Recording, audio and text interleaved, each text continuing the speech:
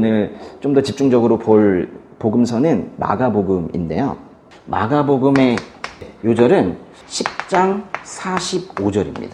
인자 역시 섬김을 받으러 온 것이 아니라 섬기러 왔고 많은 사람들을 구원하기 위해 치를 몸값으로 자기 생명을 내어주려고 온 것이다. 이게 마가복음은 이렇게 예수님을 십자가에서 우리 대신 죽으시는 대속의 죽음을 죽으시는 분으로 그렇게 묘사를 합니다. 쭉 읽다 보면 예수님이요 꼭 죽으러 오신 분 같아요. 그 얘기예요, 마가복음이. 그래서 십자가를 향해 끊임없이 달려가는, 죽기 위해서 이 땅에 오신 것만 같은 그런 분으로 묘사되는 게 마가복음의 예수님입니다. 무려 4분의 1의 분량이 잡히셔서 고난받으시고 죽으시던 그 마지막 한 주의 내용이에요. 마가복음은요, 예수님을 고난받는 종으로 표현을 합니다. 마가복음의 마지막 3장은 그 이전의 다른 장보다 진행 속도가 상당히 느려요. 영화 장면이 빠르게 진행이 되다가 갑자기 어느 순간 음악이 사라지고 천천히 흘러가는 것처럼 예수님의 마지막 생애 한 주를 아주 자세하게 다룹니다. 그렇다고 해서 예수님도 예상 못하게 갑작스럽게 그렇게 죽음을 맞이했느냐? 그렇지 않습니다. 예수님은 자신의 마지막 죽음에 대해서 줄곧 암시적으로도 말씀하시고 공개적으로도 밝히시고 그랬어요. 마가복음의 2장 20절을 보시면요, 왜 예수님의 제자들은 금식 안 하냐고 따지고 있는 몇몇 사람들에게 이렇게 말씀을 하세요. 그러나 신랑을 빼앗길 날이 올 텐데 그날에는 그들이 금식할 것이다. 매우 암시적으로 십자가에서 당신께서 죽으실 날이 올 것이다 라고 지금 넌지시 말씀을 하신 그런 부분이에요. 예수께서 제자들에게 인자가 많은 고난을 당하고 장로들과 대제사장들과 율법학자들에게 배척받아 죽임당했다가 3일 만에 다시 살아나시게 될 것임을 가르치기 시작하셨습니다. 어떻게 죽으실지 어떻게 부활하실지 이미 다 알고 계셨다는 거예요. 실은 예수님 사역 초반기부터 많은 사람들이 예수님을 죽이려고 했었습니다. 그러자 바리새파 사람들은 그 길로 나가 헤롯 당원들과 함께 어떻게 하면 예수를 죽일까 음모를 꾸미기 시작했습니다.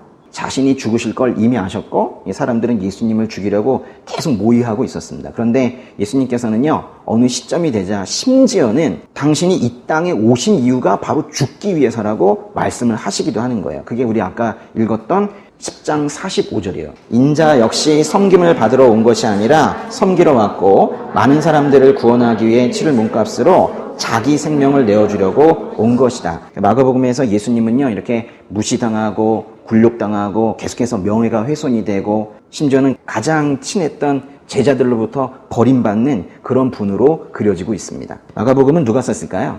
마가가 썼죠. 근데 이 마가복음은요, 4복음서 중에서 가장 먼저 써졌습니다. 아마도 이 마가복음은요, 예수님께서 십자가에서 죽으시고 약 20년 정도 있다가 기원 후 50년에서 약 한 54년 그 사이에 이게 써졌을 거예요.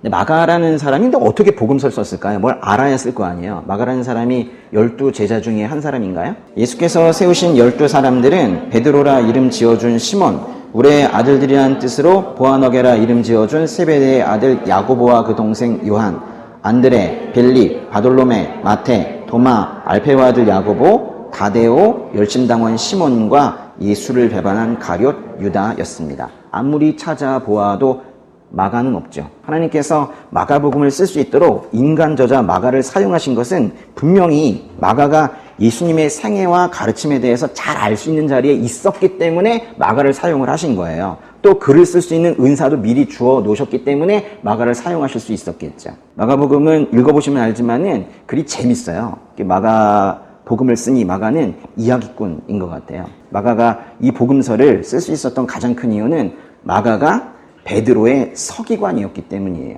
베드로를 보조하는 그런 글 쓰는 사람이었기 때문에 잘 알 수 있었던 거예요. 베드로가 주후 50년경에, 즉 이 마가복음이 써질 이 당시에 로마에 가서 복음을 전파하고 있었거든요. 거기에 가서 베드로를 도왔던 사람이 마가입니다. 마가는 이제 베드로의 서기관이 되어서 그 옆에서 베드로가 설교하는 걸 다 들었어요. 마가복음의 어떤 이런 시원시원한 문체, 아주 생동감 있는 이런 문체와 내용은 마가가 이 글을 쓸 때 글을 아주 맛깔나게 쓰는 그런 은사 때문이기도 하겠지만은 늘 들었던 그 설교가 그 활기찬 설교자 그 베드로의 음성을 계속 들어가면서 그것이 그대로 여기에 저장되어 있다가 기록을 하니까 이런 마가복음이 나온 거예요. 베드로전서 마지막 부분입니다. 5장 13절. 함께 택하심을 받은 바벨론에 있는 교회와 내 아들 마가가 여러분에게 안부를 전합니다. 내 아들 마가래요.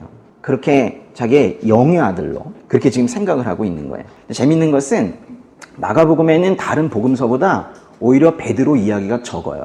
그나마 남아있는 베드로 이야기도 아주 창피한 이야기들, 실패한 이야기들 이런 것들만 잔뜩 있어요.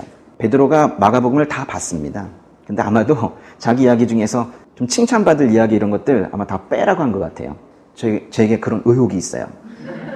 14장 50절. 제자들은 모두 예수를 버리고 달아났습니다. 그런데 한 청년이 맨몸에 배 홑 이불을 두르고 예수를 따라가고 있었습니다. 사람들이 그를 붙잡자 그는 홑 이불을 버리고 벌거벗은 채 달아나 버렸습니다. 예수님께서 잡히셨다는 거예요. 예수님을 흠모하고 있었던 이 한 청년이 잠을 자다가 예수님이 잡혔다는 어떤 소식을 들은 것 같아요. 뭐 옷을 챙겨 입을 사이도 없이 그냥 이불 하나만 걸치고 나간 거예요. 어떤 사람이 잡자 갑자기 겁이 난 거예요. 나도 잡혀가면 어떡하나. 이래가지고 홑이불을 버리고 맨몸으로 도망갔다는 거예요. 지금 이게 상황이 뭐냐면 예수님의 제자들은 이미 도망갔고 오로지 한 청년이 맨몸으로 나 좀 살겠다고 도망갔던 이걸 목격할 수 있는 사람은 누구겠어요? 그 한 청년밖에 없을 것 같은데요. 이 얘기는 다른 복음서에 나오지도 않습니다. 이 한 청년은 분명히 마가일 거예요. 알몸이 되든 말든 살아보겠다고 뛰었던 그 옛날의 기억이 마가에게 있습니다. 마가는 예수님을 3번이나 부인했던 베드로와 함께 지내면서 베드로만큼이나 예수님을 향한 마음에 큰 짐을 지고 있었던 그런 사람이에요. 마가복음을 보면요, 유대인의 관습에 대해서 일일이 설명하는 그런 문장들이 있거든요. 아니, 유대인들에게 유대인의 관습을 가르쳐 줄 필요는 없잖아요. 그래서 그런 것들을 보면 이 복음서는 다분히 이방인 그리스도인들이 읽으라고 썼을 가능성이 높습니다. 더 정확한 표현은 이방인 그리스도인들이 들으라고 썼을 가능성이 높아요. 당시 지중해 세계에서 글을 읽을 수 있는 사람이 10%가 안 됐거든요. 그러니까 이 복음서는 아마도 읽을 수 있는 누군가가 낭독을 하면 다들 듣겠지라고 생각하면서 그걸 염두에 두고 쓴 것 같아요. 마가복음의 이 생생한 문체를 보면은 이것이 구두 전달을 겨냥하고 썼을 것 같다는 생각이 틀린 생각으로 느껴지지가 않아요. 많은 사람들이 그래서 마가복음을 드라마 같다고 그래요. 읽으면 아주 신나는 그런 문체로 써졌기 때문에 마가복음 자체에 드라마적인 요소가 있어요. 매 문장마다도 그렇고 전체적인 플롯도 이게 딱 영화 같아요. 그래서 혹시라도 영화 만드실 분이 계시면은 제가 제목을 드릴게요. 마가의 고백이라고 해서 영화를 만드시면 좋을 것 같아요. 마가복음은 총 몇 장까지 있습니까? 총 16장까지 있는데요. 그 마지막 부분은 부활하신 예수님께서 막달라 마리아에게 나타나시고 다른 제자들에게도 나타나셨고 이후 하늘로 들려 올라가셔서 하나님 오른편에 앉으셨다는 내용으로 마무리가 되는데요. 그 내용이 어디부터냐면 16장 9절부터거든요. 16장 9절에 그 말씀을 시작할 때 이렇게 괄호를 해놓지 않았습니까? 그런데 그 맨 끝에 16장 20절에 이렇게 괄호를 닫아놨죠. 혹시 각주가 있으시면 한번 읽어보세요. 뭐라고 되어 있나요? 어떤 사본에는 9절부터 20절까지가 없다 그렇게 돼 있죠. 9절에 20절. 그러니까 마가복음의 그 마지막 부분은 없는 사본이 많더라는 거예요. 그러면 이제 빼야 되거든요. 그런데도 불구하고 현재 대부분의 성경에 이 내용이 포함되어 있습니다. 16장 9절에서 20절까지가 없다면은 마가복음은 어디로 끝나는 거예요? 16장 8절로 끝이 나는 거잖아요. 여인들은 넋을 잃고 벌벌 떨면서 무덤에서 도망쳐 나왔습니다. 너무나 무서워 아무에게 어떤 말도 할 수가 없었습니다. 그리고 끝나면 너무 이상하잖아요. 뭔가 지금 마무리가 안 되고 있잖아요. 여인들만 벌벌 떨게 하고 끝나버리잖아요. 그래서 그 뒤에 무엇인가가 더 붙어있는 사본들을 존중하기 시작한 거예요. 이 부분만큼은 그래서 붙여놓기로 한 겁니다. 복음서들 중에서요, 가장 짧은데 그렇다고 사건들이 많이 생략되어 있지는 않아요. 짧은데 사건들은 그대로 거의 다 있다면 사건들이 매우 신속하게 진행되지 않을까요? 그렇죠. 문체가 시원시원하고 빨리빨리 진행이 됩니다. 그래서 생생한 묘사적인 설명이 많고 진행 중인 동작을 묘사하는 헬라어 동사가 아주 많이 등장을 합니다. 어떤 분들 말할 때 이렇게 하시는 분이 있죠. 학교에 갔습니다가 아니라 이제 좀 더 생생하게 말한다고 학교에 갑니다. 선생님을 만납니다. 이러면서 응? 그렇게 말하는 사람들이 있죠. 네, 좀 부담스러운데 근데 그렇게 써놨어요. 그래가지고 과거인데도 현재형처럼 그렇게 이제 써놓은 게 바로 이 마가복음이에요. 그러나 사람들이 너무 많아 예수께 가까이 갈 수가 없었습니다. 그래서 그들은 예수께서 계신 곳 바로 위에 지붕을 뚫어 구멍을 내고 중풍 환자를 자리에 눕힌 채 달아 내렸습니다. 이 장면은 참 독특해요. 이 같은 사건을 다룬 이 마태복음의 기록은 이렇게 지붕 뚫고 환자 달아내리는 이런 생생한 묘사를 하지 않습니다. 근데 마가는요, 그러니까 이런 거를 말하는 걸 좋아하는 사람인 것 같아요. 그래서인지 마가복음을요, 어떤 분들은 별명을 치기를 행동의 복음서라고도 불러요. 복음서에는 원래 예수님의 생애뿐만 아니라 예수님의 가르침이 많이 등장을 하는데, 마가복음은요, 예수님의 가르침은 다른 복음서에 비해서 좀 적어요. 그래서 이제 예수님께서 어떤 능력을 행하셨는지, 그 행하신 일, 그거에 대한 기술이 비중이 많이 높습니다.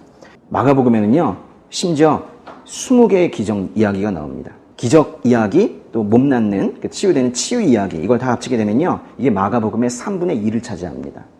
전체적인 분위기가 마치 예수님 이퀄 기적을 행하시는 분, 이렇게 느껴지는 게 바로 마가복음이에요. 기적 중에서도 귀신 쫓는 얘기가 많아요. 읽으실 때 귀신이 다 나가길 바랍니다. 마가복음은 그 말씀 안에요, 뭔가 속도감이 있고 긴박성이 있습니다. 제 오늘 설교에도 속도감이 좀 있죠? 일부러 좀 맞추고 있는 거예요. 마가복음 스타일로 지금 하고 있는 거예요. 예. 마가복음 1장 15절 보세요. 어떻게 시작하고 있어요? 때가 찼고 그러고 시작하죠. 3, 2, 1 때가 된 거예요. 때가 찼고 이렇게 시작한 그 예수님의 사역이요, 불과 몇 주 만에 끝나는 것처럼 기록되어 있는 게 그게 마가복음이에요. 예수님께서 사역을 하신 건 3년이거든요. 근데 여기 마가복음을 보면 몇 주밖에 안 지난 것 같이 그렇게 실제로 기록이 되어 있어요. 이런 단어가 있거든요. 유티스라고 있는 단어가 있어요. 유티스. 그러니까 뭐 읽다 보면 유티스란 말이 계속 튀어나와요. 이건 이제 곧이란데, 곧 또는 즉. 예수께서 물에서 막 나오실 때, 여기서 막이 바로 유티스예요. 그러고 나서 곧 성령이 예수를, 여기 곧이 바로 유티스예요. 이 단어를 아주 많이 쓰고 있어요. 뭔가 즉시 이루어지고 바로 이루어지는 그런 느낌이죠. 매우 긴박함이 느껴져요. 속도감이 있고. 근데 이 곧이라는 단어가 누가복음에는 한 번밖에 안 나와요. 그 정도로 분위기가 많이 다릅니다. 근데 마가복음에는 몇 번 등장한다고요? 40번이 넘게 등장을 하는 거예요. 그 1장에서만 11번이 나와요. 이 마가복음은 다 곧 될 것 같은 거예요. 곧 회복되기 바랍니다. 여러분, 좀 어려운 한자로 강화라는 단어가 있거든요. 강화? 강의하듯이 말한다는 걸 강화라고 할 때가 있거든요. 한 주제를 아주 자세하게 쉽게 풀어서 말하는 거. 강화, 즉 가르침은요, 복음서의 상당 부분을 차지하고 있는데 마가복음은 이게 좀 적어요. 적지만은 그래도 두 개가 있어요. 마가복음의 4장 1절에서 33절, 하나님 나라 비유하는 거예요. 이 4장이 하나님 나라의 비유라는 하나님 나라 강화가 있어요. 또 하나는 13장의 10절부터 37절까지 이 상 끝 얘기예요. 종말론 강화라는 거예요. 종말론 강화. 빠르게 진행되던 어떤 흐름 속에서 잠시 숨 멈추고 숨 고르기 하는 그런 타이밍이 거의 4장과 13장에 있다는 것도 알고 계시면 좋겠고요. 마가복음의 주제는 아주 여러 가지가 있는데 그중에 아주 두드러지는 하나의 주제가 바로 제자도라는 거예요. 제자들이 어떻게 살아가야 하는지, 제자도예요. 많은 부분이 예수님의 제자들에 관한 이야기를 함께 담고 있는데요. 예수님은 우리가 제자들과 함께 있는 그런 분으로 계속 보고 있었는데 갑자기 마가복음 14장에 가가지고는 제자들이 예수님을 버리고 다 달아나 버리고 그 청년도 그렇게 입을 버리고 달아나 버리고 뭐 이런 건 거예요. 이 복음서를 갑자기 읽던 사람들이 당황할 수밖에 없는 거예요. 아니, 그래도 오랜 기간 함께 있던 분인데 어떻게 이렇게 쉽게 떠날 수가 있지? 제자들은요, 예수님이 부르시자마자 유티스, 아주 바로 이렇게 따랐지만은 따르기만 했어요. 따르고 있는 예수님이 누구신지를 전혀 몰랐습니다.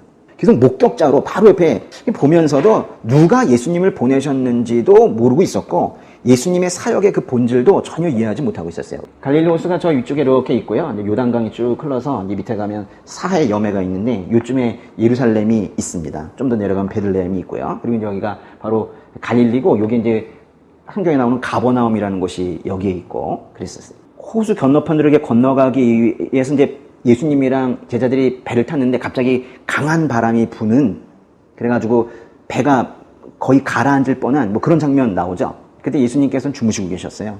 그랬더니 제자들이 예수님을 흔들어 깨우면서 지금 주무시면 어떡합니까? 예수님께서 왜 이러는 거야? 일어나셔가지고는 바람을 꾸짖으셨더니 갑자기 조용해졌죠. 다들 놀란 거예요. 저분이 도대체 누구신가? 예수님에 대해서 모르고 있는 게 벌써 티나는 그런 장면이 있어요. 그 오병이의 기적으로 빵을 먹이시고 그 이유인데 예수님께서 그런 말씀을 하셨거든요.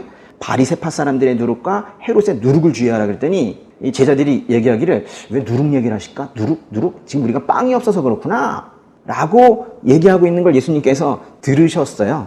빵이 없어서 그런 말씀하신 게 아니라 그 바리새파 사람들의 그 거짓 가르침 그런 것들을 이제 주의하라고 말씀하신 건데 그 정도로 못 알아들어요. 베드로처럼 예수님을 부인하기도 하고 심지어는 가룟 유다처럼 예수님을 배반하고 그런 제자들의 어떤 실패한 모습을 마가복음은 아주 여과 없이 그렇게 그려내요.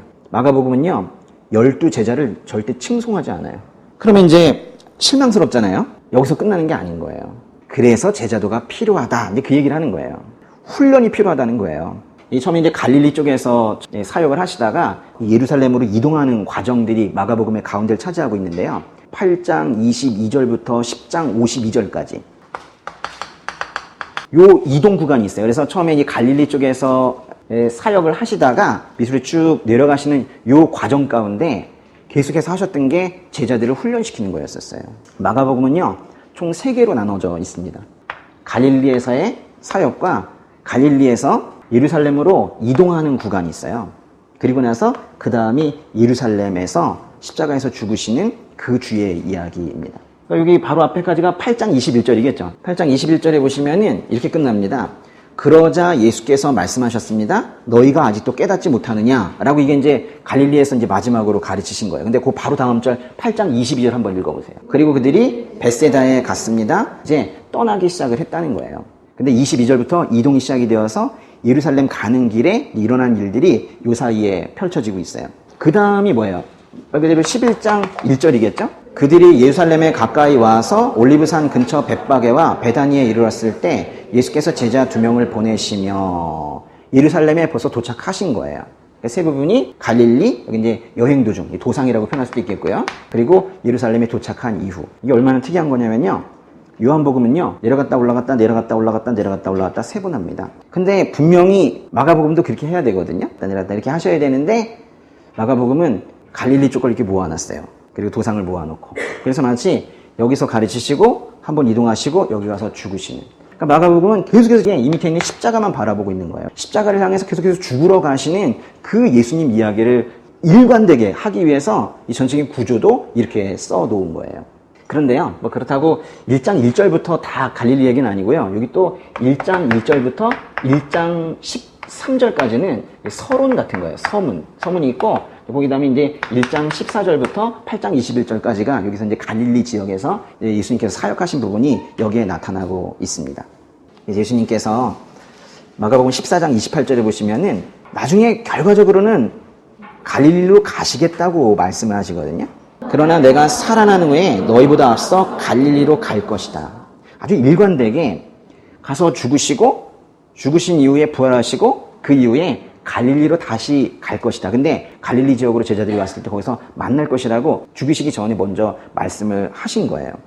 예수님께서는요, 패배한, 실패한 그 제자들의 모습을 보면서 포기하지 않으셨어요. 계속 자신을 부인하고 알아듣지 못하고 오해만 하고 있는 그 제자들을 보면서도 나중에 내가 다시 살아나서 갈릴리에서 만날 것이다. 계속 이 얘기를 하신 거예요. 하나님의 아들 예수 그리스도에 관한 복음은 이렇게 시작됩니다. 1절을 보면요, 이 복음서의 주제가 예수 그리스도라는 거는 정확하게 알 수가 있어요. 그 예수는 그 출신이 나사렛이고 하나님의 아들이라고 지금 밝히고 있는 거예요. 마가복음은요, 예수님을 하나님의 아들이라고 말하는 것을 아주 기뻐하고 있는 그런 복음서입니다. 우선 아버지이신 하나님께서 그렇게 이제 예수님을 당신의 아들이라고 선포하시는 장면이 2번이나 나와요. 그리고 하늘에서 소리가 들려왔습니다. 너는 내가 사랑하는 아들이다. 내가 너를 무척 기뻐한다.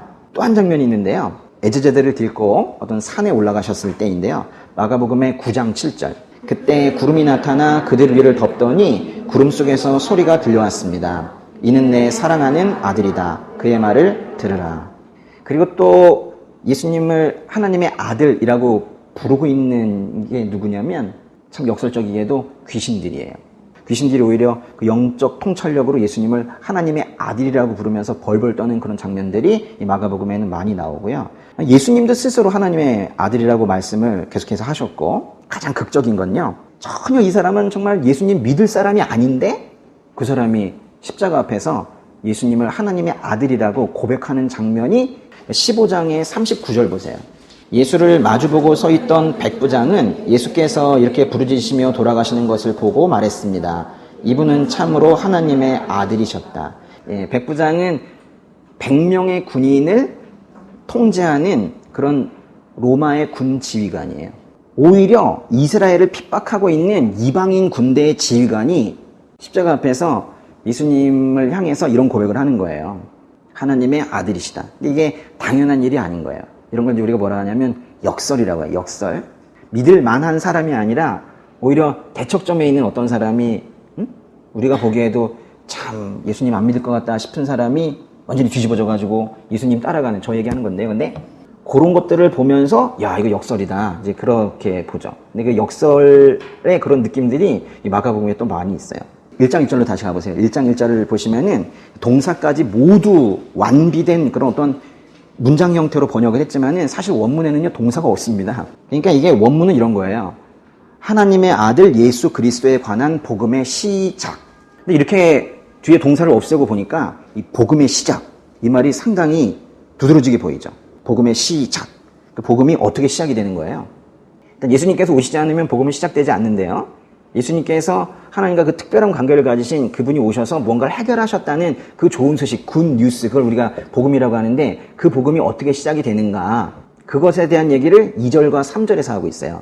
예언자 이사야의 글에 내가 네 앞에 내 심부름꾼을 보낼 것이다. 그가 네 길을 준비할 것이다.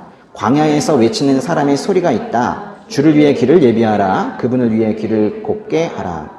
거기 보시면 이제 2절은요 말라기서에서, 그리고 3절은 이사야서에서. 근데 한번 말라기서 한번 볼까요? 말라기서에요. 일단은 3장 1절 한번 보세요. 보라, 내가 내 심부름꾼을 보내 내 앞에 길을 닦게 하겠다. 그러고 나면 너희가 바라는 주께서 갑자기 그 성전에 올 것이다.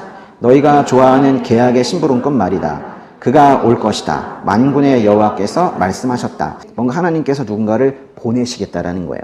누구를 보내시는 거냐면요, 4장 5절 보시면은 보라, 그 크고 무서운 여호와의 날이 오기 전에 내가 너희에게 예언자 엘리야를 보낼 것이다. 지금 엘리야를 보내시겠대요. 그리고 나서 구약성경이 끝나고 한동안 아무런 말씀도 이 땅에 보내시지 않으세요. 그래서 침묵의 기간이 수백 년 지나고 나서 그 다음에 신약성경이 시작이 되는 거거든요. 이게 다시 마가복음으로 가보시면은 1장의 6절. 요한이 나오는데 이건 12제자 중에 요한이 아니라 세례 요한 또는 세례자 요한, 또 침례교에서는 침례 요한이라고 부르는 그 사람인데요. 이 사람이 지금 어떤 옷 입고 있는지 한번 보세요. 낙타털로 만든 옷을 입고 뭘 둘렀어요? 허리에 가죽띠를 두르고 메뚜기와 들꿀을 먹었습니다. 열왕기 하에 보면은 거기에 딱 엘리야가 이래요. 모습이 이렇고, 또 뭔가 이미지가 엘리야 느낌이 어떤 한 사람이 지금 온 거예요. 이건 엘리야를 보내시겠다고 하나님께서 말씀하셨지만 그 사람이 이름은 엘리야가 아니고 누구라는 거예요?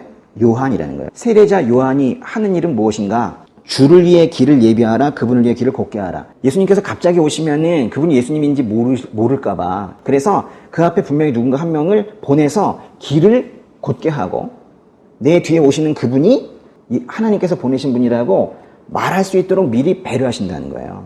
1장 1절에서 복음의 시작 그랬잖아요. 복음의 시작은 바로 2절 3절처럼 말라기서, 이사야서 이런 말씀이 성취되면서 시작이 되었다라는 걸 지금 얘기하려고 하는 거예요. 그 다음에 그 9절부터는요, 이렇게 예수님께서 또 세례를 받으시면서 사람들 앞에 드러나시면서 또 복음이 또 시작이 된다는 또 그런 뜻이기도 하고, 14절과 15절에 보니까 요한이 감옥에 갇힌 뒤 예수께서는 갈릴리로 가셔서 하나님의 복음을 선포하셨습니다. 때가 찼고 하나님 나라가 가까이 왔으니 회개하고 복음을 믿으라. 이건 정말로 공개적으로 실제 음성으로서 복음을 선포하고 계시잖아요. 복음을 선포하시면서 말 그대로 복음이 시작이 되었다라는 거예요. 그 모든 복음의 시작의 얘기들을 지금 1장 1절에서 복음의 시작이라고 지금 말을 하고 있는 겁니다.